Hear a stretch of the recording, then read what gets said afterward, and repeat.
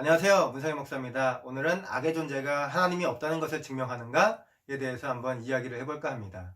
먼저 이 동영상을 보시는 분들 중에 잘못 클릭을 했거나 또 듣기에 불편하시다면 죄송하다는 말씀을 먼저 드릴게요. 바로 뒤로 가기 해주셔도 괜찮습니다. 하지만 내 생각과는 다르지만 조금 궁금하네요 하시는 분들은 부디 끝까지 시청해 주시면 감사하겠습니다. 채널 고정. 제가 이런 것까지 할 줄은 몰랐는데 유튜브가 사람을 이렇게 만드네요. 세상에는 참 이해할 수 없는 일들이 많이 일어납니다. 그리고 그 이해할 수 없는 일들은 악한 일들이 대부분인 경우죠. 9.11 테러, 쓰나미, 홀로코스트, 킬링필드가 같은 것이 바로 그런 것일 겁니다. 어찌 보면 우리가 사는 이 세상에는 고통과 괴로움이 일상이 되어 있는 것 같기도 해요. 지금도 지구상에서는 하루에 난데없이 닥친 사고 때문에 수만 명의 사람들이 죽기도 하고 또 그를 통해서 수십만 명의 사람들이 고통과 슬픔 가운데 괴로워하고 있으니 말이죠. 솔직히 이런 사건들을 보면 모두들 신의 존재에 대해서 한 번쯤 의문은 가지셨을 것입니다. 그리고 그 의문은 자연스럽게 이러한 질문으로 이어졌겠죠. 분명 하나님은 악하거나 악을 막을 만한 능력이 없는 무능한 존재일 거야. 혹은 이 세상과는 상관없이 먼 곳에 계신 분일 거야. 그리고 이러한 생각은 기원전 3세기에 에피쿠로스 학파에서 이미 이야기를 했던 내용입니다. 그리고 이 명제는 사실 신학교 때 제가 굉장히 진지하게 고민했던 것들이기도 하죠. 그런데 놀라운 사실은 에피쿠로스의 이 언급 이후로 2300년이 지난 지금까지도 사람들이 이렇게 비판을 한다는 겁니다. 저만 놀라운 거예요? 저는 굉장히 놀랐거든요. 왜냐하면 2300년 동안에 그렇게 수많은 지성인들이 논의를 했음에도 불구하고 결론에 이르지 못했기 때문입니다. 어찌되었건 역사와 성경 그리고 이성적인 증거를 좋아하는 그리스도인으로서 또 이 문제에 씨름했던 목사의 입장에서 보면 솔직히 우리 인간은 악의 근원에 대해서 풀 수 없을지도 모르겠어요. 저는 그것이 우리 인간이 가진 한계인 것 같습니다. 세상 모든 이치를 깨닫는 사람이 어디 있겠습니까? 왜 아프리카에서는 그렇게 비인간적인 여자아이의 할례를 실시하는지, 왜 인도에서는 그렇게 무자비한 아이들의 성인식이 진행되는지, 왜 이슬람 국가에서는 우리가 생각하기에 여성인권이 왜 이리 낮은지, 우리는 이 광대한 우주의 티끌 같은 지구에서도 무슨 일이 왜 일어나는지 다 모르잖아요. 이러한 상황에서 우리의 지적인 능력이 한계가 있다는 것을 인정하는 것은 솔직하고 자연스러운 결론입니다. 자, 그렇다고 이렇게 회의적이고 단순한 결론이 제 결론이냐? 아닙니다. 그럼 지금부터 잘 들어주세요. 제 인식의 출발점은, 다시 말해 제 세계관의 출발점은 하나님은 이 세상의 창조주요 주관자시고 우리는 유한한 피조물이라는 것입니다. 인간은 세상의 모든 것들을 깨달을 수 없지만 하나님께서는 모든 것을 아시고 모든 것을 할 수 있으신 분이라고 저는 믿습니다. 유명한 수학자이자 황새로도 유명한 블레즈 파스칼이 이렇게 이야기를 했어요. 이성의 마지막 단계는 이성이 초월하는 것이 무수히 많음을 깨닫는 것이다. 이것을 깨닫는 데 이르지 못한다면 그건 연약한 이성이다. 저의 세계관의 출발점은 바로 여기입니다. 지금 이 동영상을 보시는 분들 중에서 아픈 경험을 하셨던 분들도 분명 있으실 겁니다.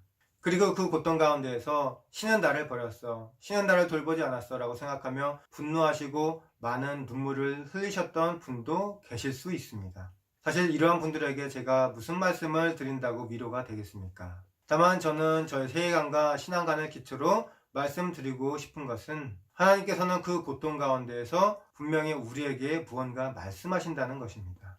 C.S. 루이스는 이렇게 말했습니다. 모든 일이 형통할 때 하나님은 속삭이시지만 고난 속에 있을 때는 큰 소리로 소리치신다. 아이러니하지만 하나님과 악에 대해 이야기할 때 우리가 반드시 생각해 보아야 할 것이 자유의지입니다. 저는 하나님께서 우리를 너무 사랑하셔서 자유의지를 주셨다고 생각해요. 심리학, 철학, 뇌과학, 의학, 신학을 열심히 공부하신 분들은 이렇게 이야기하실 수도 있으실 겁니다. 아직도 캐캐묵은 자유의지를 이야기해요, 목사님? 수준이 낮으시네요. 혹은 전지전능과 악, 자유의지를 모두 고려하면 신은 선하거나 전지전능하지 않고 자유의지는 없는 것 같거든요 라고 반문하실 수도 있으실 겁니다. 하지만 저의 경우 직관적으로 마음으로 제 믿음이 느껴져요. 그렇다면 또 이렇게 이야기할 수 있겠네요. 목사님, 마음은 호르몬의 영향입니다. 맞습니다. 호르몬 영향입니다. 그런데 저는 그 호르몬을 통해서 하나님이 당신을 제게 보여주시고 계시해 주신다고 믿습니다. 그리고 그 직관은 하나님은 저뿐만 아니라 이 동영상을 보시고 계신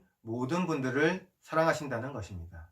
그래서 우리에게 자유의지를 주셨고 억지로 사랑을 강요하지 않으신 거예요. 일방적으로 강요해서 얻은 사랑이라면 그건 진짜가 아니잖아요. 하나님은 우리에게 사랑을 강요하지 아니하시고 그저 십자가를 통해서 하나님의 사랑을 보여주셨습니다. 하나님은 십자가를 통해서 우리에게 이렇게 말씀해 주십니다. 내가 너를 이만큼 사랑한단다. 아니, 예수님께서 하늘 보좌를 버리시고 이 땅에 내려오셔서 십자가를 지실 이유가 과연 무엇이 있었습니까? 그렇게 큰 고통을 경험하셔야 할 이유가 없었잖아요. 이성적으로 논리적으로 말은 되지 않죠. 하지만 십자가의 신비를 이해하고 나면 그 논리적이고 이성적인 것들은 아무것도 아님을 깨닫게 됩니다. 그래서 부활한 예수님을 만난 사도 바울이 이렇게 고백했던 것 같아요. 내가 모든 것을 배설물처럼 여기오니 오직 십자가의 진리 말고는 내가 아무것도 전하지 않겠다. 사실 십자가의 신비는 이해하기 쉽지 않습니다. 나의 마음을 후벼파는 상처를 준 사람의 죗값을 치르기 위해 내 아들의 생명을 버리고 내 적을 자유롭게 구원한다는 것, 정말 그것 자체가 말이 되지 않잖아요. 그리고 신이라면 그냥 마음대로 하면 되지 뭐하러 그런 수고를 한담? 이렇게 생각하실 수도 있잖아요. 그런데 여러분, 신기한 게 뭔지 아세요? 아빠가 되니까 하나님의 사랑을 정말로 느끼게 되더라고요. 세상 다 주어도 아깝지 않은 자녀요? 논리적으로는 약간 이해가 됐어요. 하지만 이젠 온몸으로 느껴지겠더라고요. 저는 작년에 결혼 12년 만에 예쁜 딸 아이를 갖게 되었습니다. 그러니 얼마나 이쁘겠습니까? 정말로 너무나 이뻐요. 비록 얼굴형이 저를 닮았기 때문에 조금 걱정이 들긴 하지만 농담입니다. 진담으로 받아들이시는 분 없겠죠? 저는 이 세상에서 우리 아기가 가장 예뻐요. 이 아이를 위해서라면 정말 뭐든지 할 수 있을 것 같아요. 제 목숨도 아깝지 않습니다. 만약 이 아이를 위해서 내가 죽어야 한다면 저는 기꺼이 기쁨으로 죽을 거예요. 왜냐하면 이 보석 같은 아이에게 아름다운 하루를 더해 주었다는 것 그 하나만으로도 제 인생은 충분히 가치 있는 것이니까요. 이런 생각이 제 마음을 지배하니까 점점 하나님의 마음이 느껴지기 시작했습니다. 아는 것 말고 정말 느끼게 되었습니다. 창조주 하나님이 이렇게 우리를 사랑하셨구나. 그래서 5일 동안 우리를 위해서 모든 것들을 만드시고 마지막 날, 여섯째 날 우리를 창조하셨구나. 그리고 우리와 장난치고 이야기하면서 우리들의 인생길 함께 걸어가고 싶어 하시는구나. 이러한 하나님의 사랑이 느껴지니 십자가의 진리가 제 마음속 가장 깊은 곳에서부터 평안과 기쁨과 감사를 주더라고요. 이런 하나님이 십자가를 통해 우리에게 말씀해 주고 계신 게 있습니다. 우리가 악의 한가운데 있을 때, 끔찍한 고통을 하고 있을 때에도 하나님께서는 우리와 함께 해 주신다는 거예요. 불구덩이 속에서도 함께 해 주시고 거센 풍랑 가운데에서도 함께 해 주십니다. 하나님은 우리가 억울함과 상실감과 슬픔 때문에 울고 있을 때 우리 옆에서 함께 울어주고 계세요. 그러다 보니 삶에서의 악과 고통, 슬픔, 이러한 것들이 점차 이해되기 시작했습니다. 악과 고통, 슬픔은 어쩌면 하나님이 아니라 우리가 하나님의 형상을 회복하지 못해서 생겨난 것은 아닐까, 이러한 생각을 한번 해보았습니다. 자연재해에 대해서는 솔직히 제가 드릴 수 있는 말이 없지만 그것도 제가 이해하지 못하는 부분이 있고 하나님께서는 반드시 그 뜻을 가지고 계실 거라 저는 믿습니다. 만약 여러분이 나는 하나님이 지속적으로 고통과 악을 허락하는 이유가 뭔지 모르겠어, 그러니까 그런 이유 따윈 없을 거야, 혹은 하나님은 없어 라고 말한다면 그것은 과연 옳은 말일까요? 내가 깨닫지 못한다고 해서 사실이 없어지는 것은 아닙니다. 내가 1 더하기 1은 2라는 사실을 몰라도 1 더하기 1은 2라는 사실이 변함없이 존재하는 것과 마찬가지입니다. 저는 믿습니다. 하나님은 당신의 하나밖에 없는 그 아들을 희생시킬 정도로 우리를 너무나 사랑하셨고 그 사랑은 지금 저와 여러분에게도 계속 이어지고 있다는 사실을 말입니다. 그리고 이 믿음은 세상을 조금이나마 깨닫게 하고 소망이 넘치고 풍성하게 살아가게 해주는 원동력이 됩니다. 어떤 분들은 목사님 너무 편하게 믿는 것 같아요, 어린아이 같아요, 비이성적이에요 라고 말할 수도 있을 겁니다. 하지만 저는 이 결론에 이르기까지 40년간의 신앙생활, 7년간의 신학공부, 그리고 10년이 넘는 사역기간이 필요했습니다. 무신론자에서 기독교인으로 개종한 영국의 지성 C.S. 루이스는 이렇게 말했습니다. 나는 아침에 해가 뜨는 것을 보는 것처럼 기독교를 믿는다. 내가 그것을 단지 볼 수 있기 때문이 아니라 그것 때문에 다른 모든 것들을 볼 수 있기 때문이다.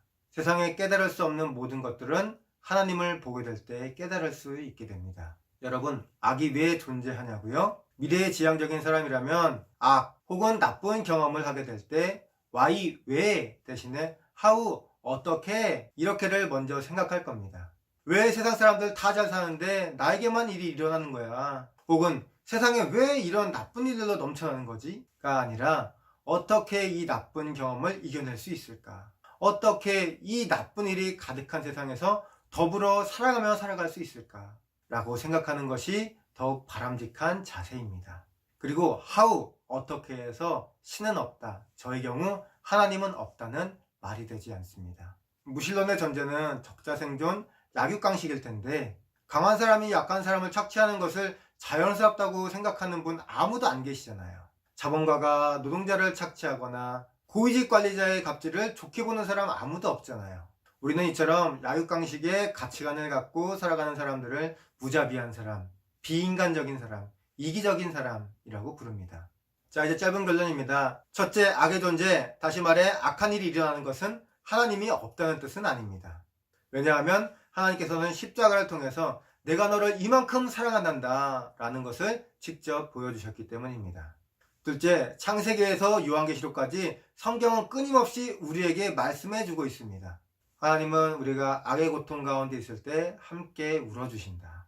그리고 셋째, 악에 대처하는 자세에 있어서 기독교의 신앙은 자연법에 근거한 무신론적인 신앙보다 더 큰 도움을 줍니다. 마지막으로 제가 한 말씀 드리겠습니다.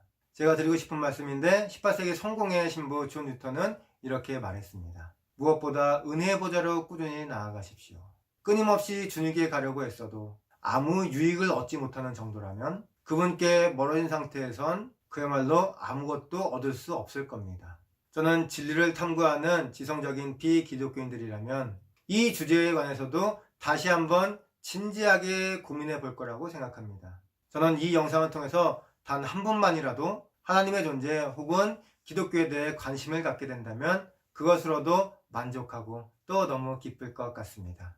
부디 영적인 순례를 하시는 모든 분들에게 그리스도의 평강이 날마다 충만하시기를 주님의 이름으로 기도합니다. 감사합니다.